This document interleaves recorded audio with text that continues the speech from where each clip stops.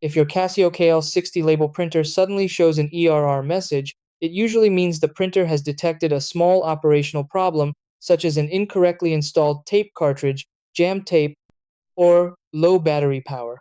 This safety alert prevents the printer from damaging the label tape or internal mechanism. Fortunately, most ERR messages are easy to resolve with a quick inspection and reset, allowing you to resume printing labels without needing professional repair. Try these. Step 1. Turn off the label printer and open the tape compartment to check the cartridge installation. Step 2. Remove the tape cartridge and reinstall it carefully, ensuring the tape feeds smoothly through the guide slot. Step 3. Inspect the printer for any jammed or twisted tape and gently clear it if necessary.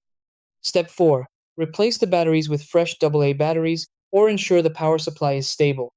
Step 5. Close the compartment, turn the printer back on, and print a test label to confirm the error is cleared.